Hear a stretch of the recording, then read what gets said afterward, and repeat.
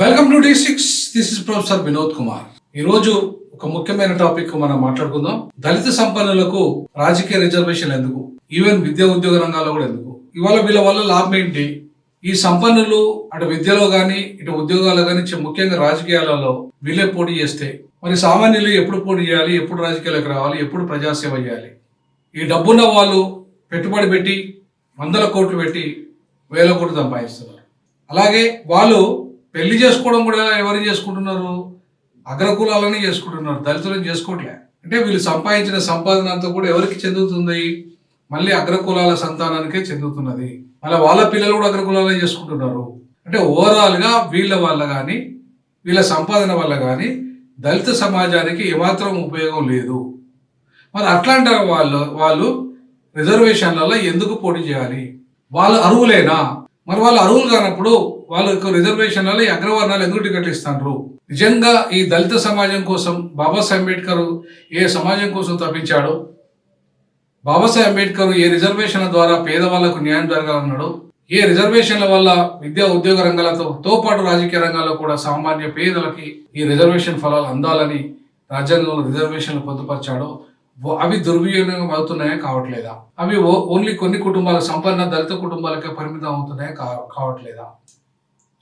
అందుకే వీళ్ళకు రిజర్వేషన్లు ఎత్తేయాలి. వీళ్ళకు రిజర్వేషన్లు ఎస్సీ ఎస్టీ రిజర్వేషన్లు కూడా క్రిమిలేయర్ పెట్టాలి. అది విద్యా ఉద్యోగ రాజకీయ రంగాలకు కూడా వర్తింపజేయాలి.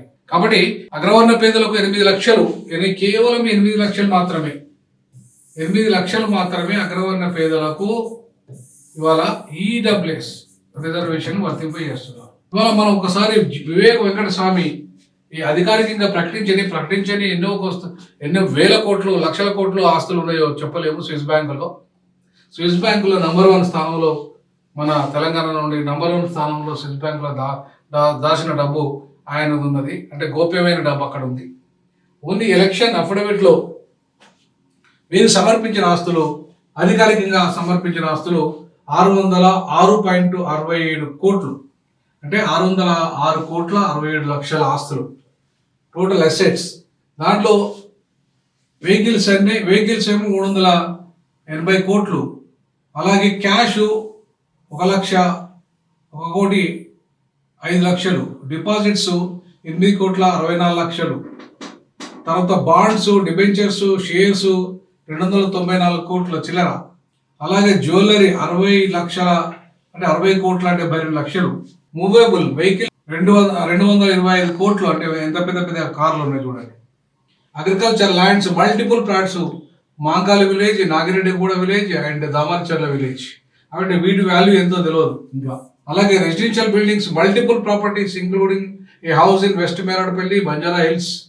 మరి వాటి కూడా డబ్బు ఎంతో లెక్కలేరు ఇక్కడ. అంతేకాకుండా లయబిలిటీస్ 44,20,00,000. లోన్స్ 34 కోట్లు మాత్రమే ఉన్నాయి.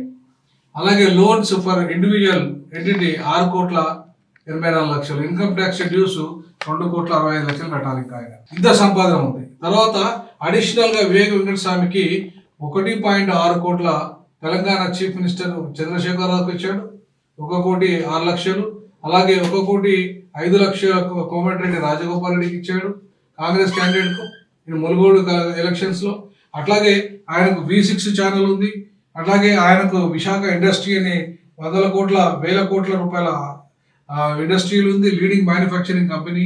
అండ్ V6 న్యూస్ ఛానల్, వెలుగు న్యూస్ పేపర్. ఇట్లా చెప్పుకుంటూ పోతే కొన్ని వేల కోట్ల రూపాయల సంపన్న పరుడు, లక్షలాది కోట్ల రూపాయల సంపన్న పరుడు మన వివేక వెంకట స్వామి. మరి ఇట్లాంటి వాడుకి ఎందుకు రిజర్వేషన్లలో పోటీ చేస్తాడు? ఈయన అర్హుడేనా? ఈయనకు ఎందుకు ఓపెన్లో పోటీ చేయడం లేదు? ఈయనే కాకుండా ఈయన తమ్ముడు ఎమ్మెల్యే, ఈయన కొడుకు MP. అంటే ఏంది అసలు ఈ కుటుంబ రాజకీయాలు? ఏంది? ఎంతకాలం ఈ కుటుంబ రాజకీయాలు? స్వతంత్రం వచ్చే 79 సంవత్సరాల తర్వాత కూడా ఈ కుటుంబ రాజకీయాలు, ఈ సంపన్న రాజకీయాలు ఇంకెంతకాలం? వీళ్ళ కుటుంబమేనా? వివేక వెంకట స్వామిని మొదలుకుంటే 60 ఏళ్ళుగా మొత్తంగా వీళ్ళ కుటుంబమే దళితుల రిజర్వేషన్లు అనుభవిస్తుంది. వివేక వెంకటస్వామి తర్వాత వెంకటస్వామి, వివేక్ వెంకటస్వామి, వినోద్ వెంకటస్వామి, తర్వాత ఇప్పుడు వంశీ వివేక్. తాత నుండి కొడుకు, కొడుకు నుండి తండ్రికి, తండ్రి నుండి మనవనికి, అంటే వీళ్ళ కుటుంబ వారసత్వమే మొత్తంగా ఇవాళ దళితుల రిజర్వేషన్లని కొల్లగొట్టేస్తున్నారు. ఆస్తులే కాకుండా దళితులకు రావాల్సిన ఆస్తుల వాటాలే కాకుండా బినామీ అంబేద్కర్ ఇలా ఎడ్యుకేషన్ ఇన్స్టిట్యూషన్ పేరుతోని ఫ్రీగా భూమి పొంది అక్కడ ఫ్రీగా ఎవరికి ఎడ్యుకేషన్ ఇవ్వకుండా దుర్మార్గంగా దొంగతనంగా పేదల సొమ్ము కాజేస్తూ, పేదల భూములు కాజేస్తూ వీళ్ళ నాన్నగారు గుడిసెల వెంకటస్వామి ఇవాళ పేదల పేరు మీద గుడిసెలన్నీ వేసి కోట్లాది రూపాయలు సంపాదించిన ఏ కుటుంబానికి ఇంకా రిజర్వేషన్ అవసరమా? కాబట్టి ప్రజలారా, మీరు ఖచ్చితంగా ఈ నిలదీయాలి, ఈ వివేక్ ఫ్యామిలీని నిలదీయాలి, వెంకటస్వామి ఫ్యామిలీని నిలదీయాలి.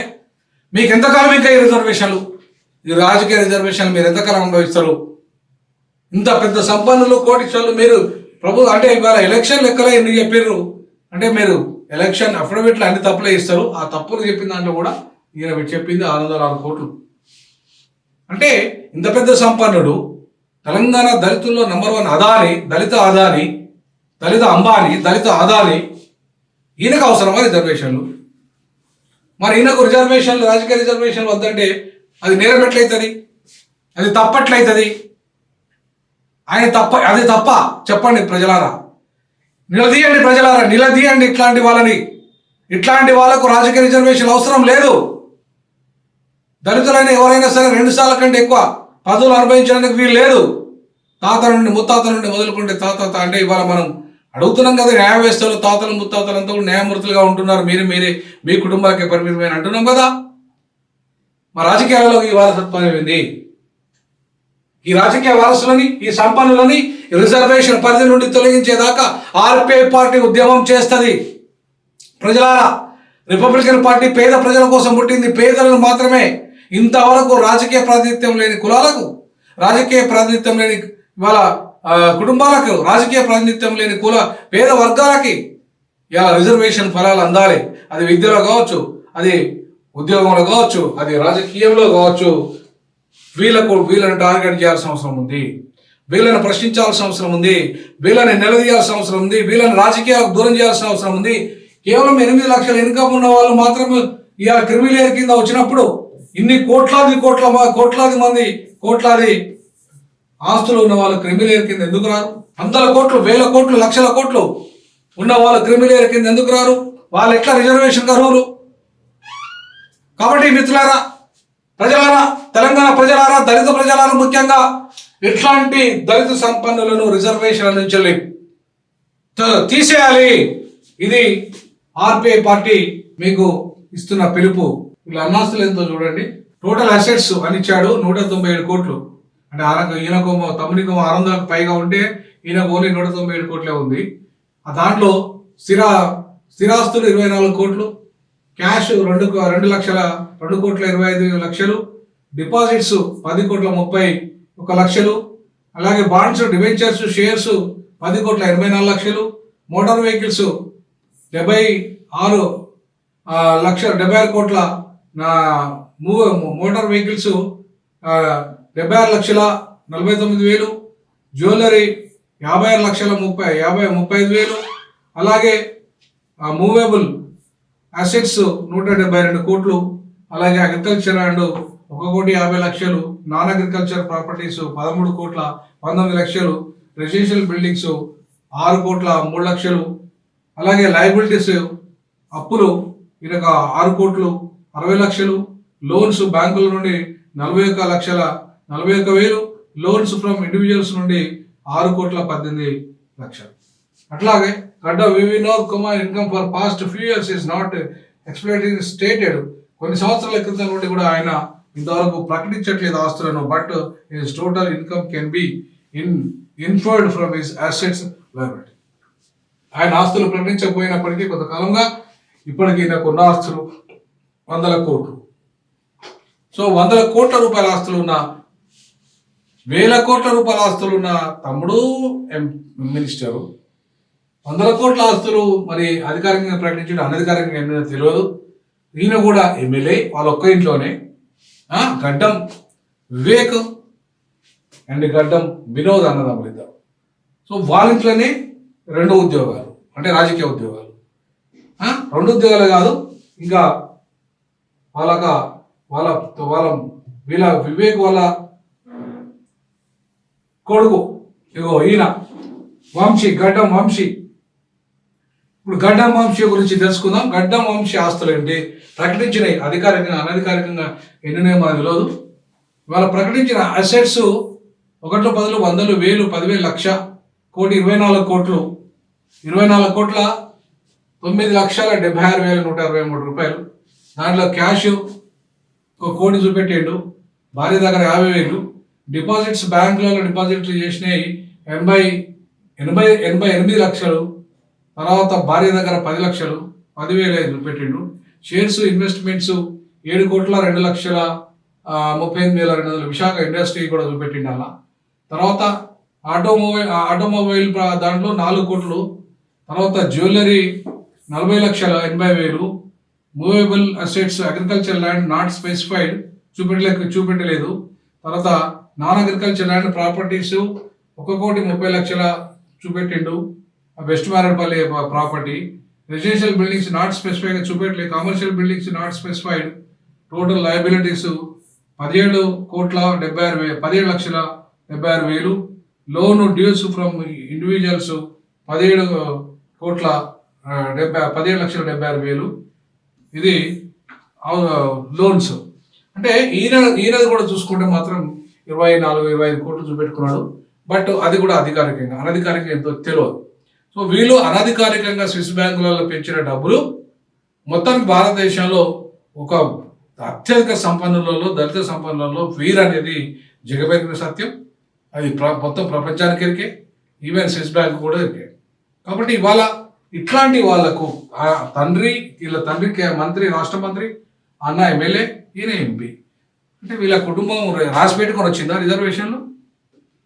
వీళ్ళకి ఎందుకు టికెట్లు ఇస్తున్నారు అధికార పార్టీలు, అగ్రవర్ణ పార్టీలు? కాంగ్రెస్ అయినా, బీఆర్ఎస్ అయినా, రేపు బీజేపీ అయినా, మొన్న బీజేపీ అయినా కూడా ఇచ్చింది వీళ్ళకే. డబ్బు వీళ్ళ దగ్గర ఉంది. డబ్బున్న వాళ్ళకి రిజర్వేషన్లు అంటే బాబాసాహెబ్ అంబేద్కర్ డబ్బున్న వాళ్ళ కోసం రిజర్వేషన్ తెచ్చాడా? ప్రజలారా చెప్పండి, డబ్బున్న వాళ్ళ కోసమే తెచ్చాడా? మరి తేనప్పుడు వీళ్ళకి ఎట్లా ఈ రాజకీయ రిజర్వేషన్ వస్తే వీళ్ళు ఎందుకు ఓపెన్లో పోటీ చేయకూడదు? వీళ్ళు ఎందుకు ఇంకా రిజర్వేషన్కే పరిమితం అవుతున్నారు? ఇది ప్రశ్నించాలా ప్రజలారా? ఆర్పీఐ పార్టీగా ఖచ్చితంగా ప్రశ్నిస్తాం, ఖచ్చితంగా నిలదీస్తాం, ఖచ్చితంగా ఆర్పీఐ పార్టీ ఊరుకోదు. రానున్న రోజుల్లో ఆర్పీఐ పార్టీ ఈ యొక్క సంపన్నులను రాజకీయాల నుండి దూరం చేయడమే మా లక్ష్యం.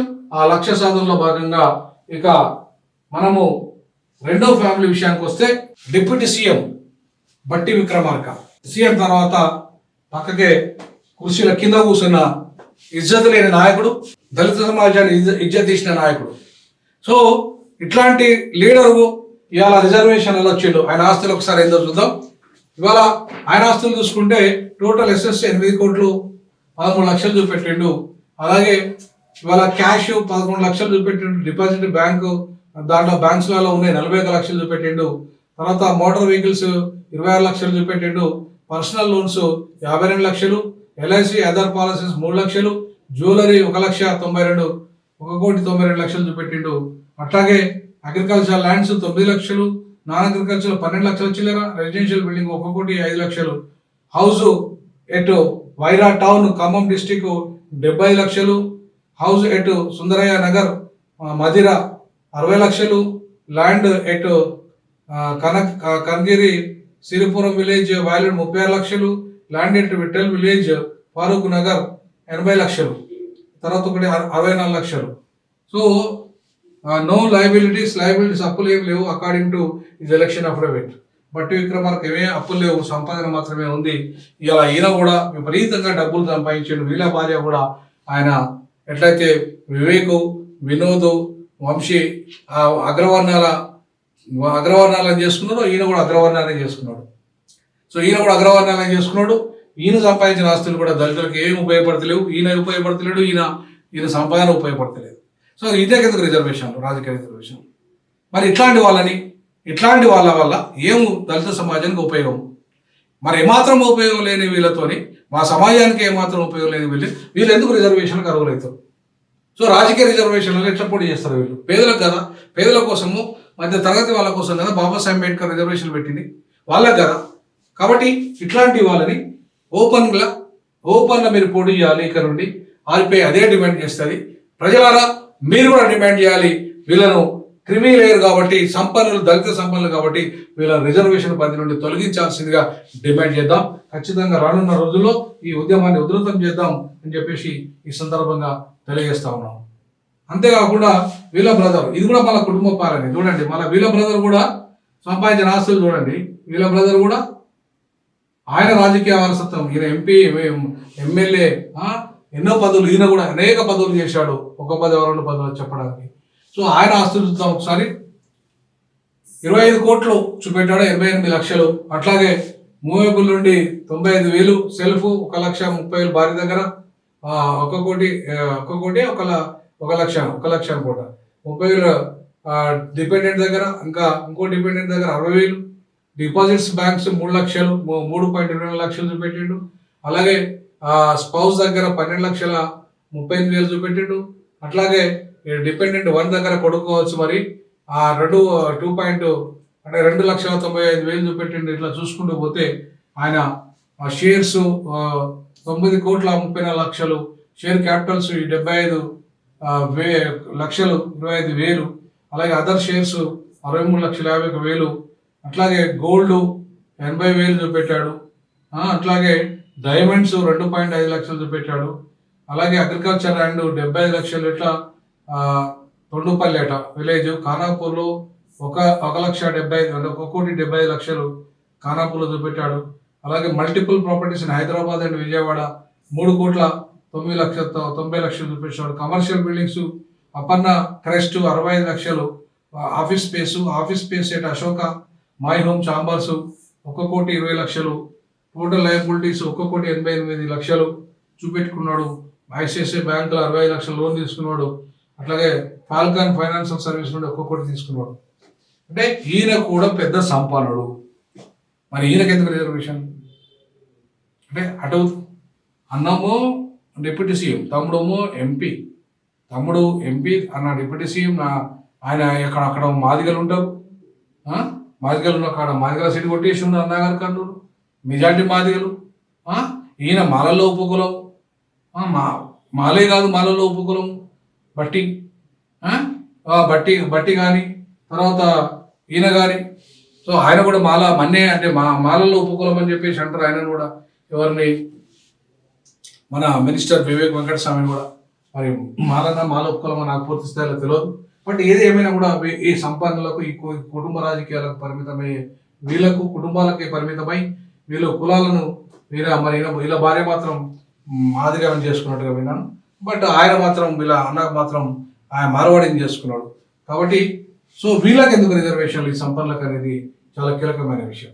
ఇక మనము బట్టి వీళ్ళను అది చేస్తే వివేక్ ఈ 2 కుటుంబాలు ఇచ్చేస్తే లాస్ట్కు ఇంకొక కుటుంబం ఉంది. అది మన అన్న దామోదర్.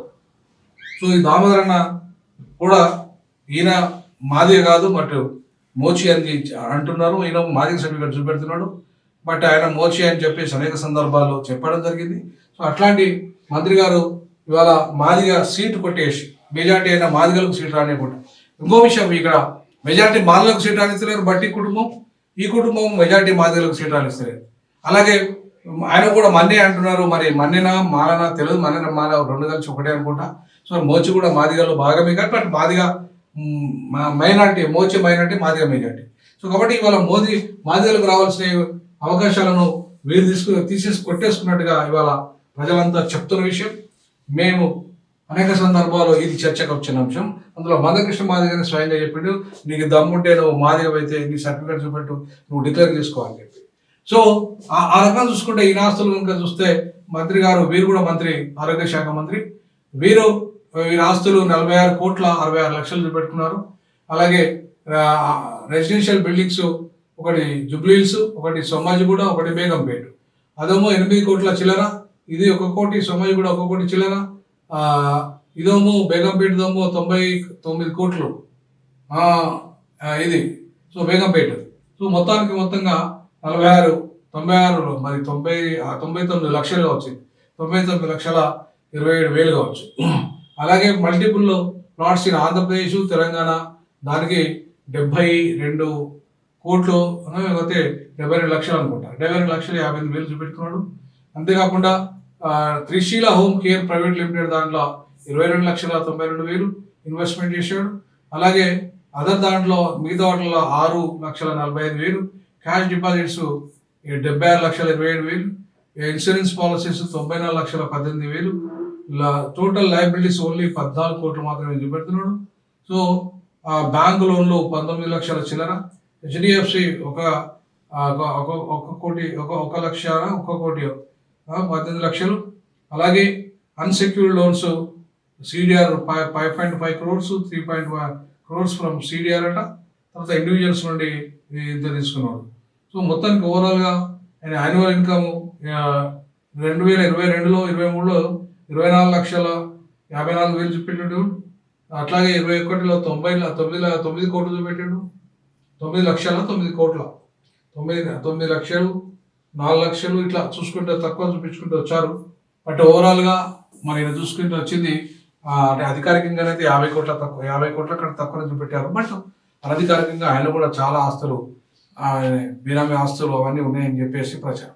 సో కాబట్టి ఇవన్నీ సరే ఏది ఏమైనప్పటికీ వాళ్ళు వ్యక్తిగతంగా ఎంత ఆస్తులు సంపాదించుకొని బట్టి ప్రజల్ని దోపిడీ చేసి సంపాదించారా, ఎట్లా సంపాదించారు? నేను డైరెక్ట్ ప్రొఫెసర్గా నేను 20 ఏళ్ళు పనిచేసిన నా ఆస్తుల వివరాలు చెప్పేస్తా. నాకు వరంగల్లో ఒక ఇండిపెండెంట్ హౌస్ ఉంది, ఇక్కడ ఒక ఫ్లాట్ ఉంది, నాకు ఒక కారు ఉంది, అట్లాగే నాకు లోన్లు ఉన్నాయి. సో లోన్లు ఉన్నాయి.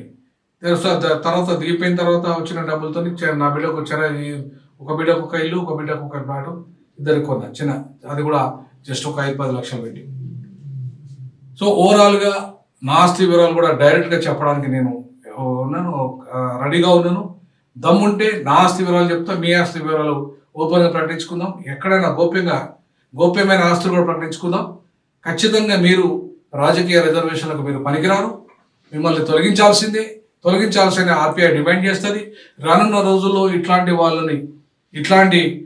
ఇప్పుడు ఈయన కూడా వీరి భార్య కూడా ఆమె రెడ్డి ఆమె చేసుకున్నాడు కాబట్టి ఈయన సంపాదన కూడా ఆ రెడ్డి కుటుంబానికి ఎక్కువ శాతం పోతున్నది.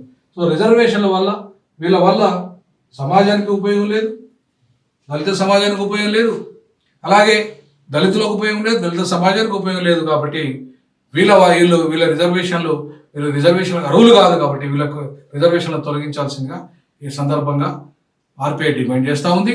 రానున్న రోజుల్లో ఇట్లాంటి దళిత సంపన్నుల రిజర్వేషన్లు, రాజకీయ రిజర్వేషన్ల నుంచి తొలగించాలి, విద్యా ఉద్యోగ రంగాల్లో కూడా తొలగించాలని ఆర్పిఐ డిమాండ్ చేస్తూ ఉంది. మీరు కూడా మీ అభిప్రాయం తెలియజేయండి. ఖచ్చితంగా నిక్కచ్చిగా ఇట్లాంటి వాళ్ళని మనం కనుక నిలదీయకపోతే ఈ సమాజంలో పేదలు, అట్టడుగున ఉన్న వాళ్ళు రాజకీయాలకు రాలేరు, విద్యావంతులు రాలేరు, ఉన్నతమైన విలువలు కలిగిన వాళ్ళు రాలేరు, సంపన్నులు మాత్రమే ఉంటారు. కాబట్టి ప్రశ్నించండి. జై భీమ్, జై పులే, జై పెరియార్.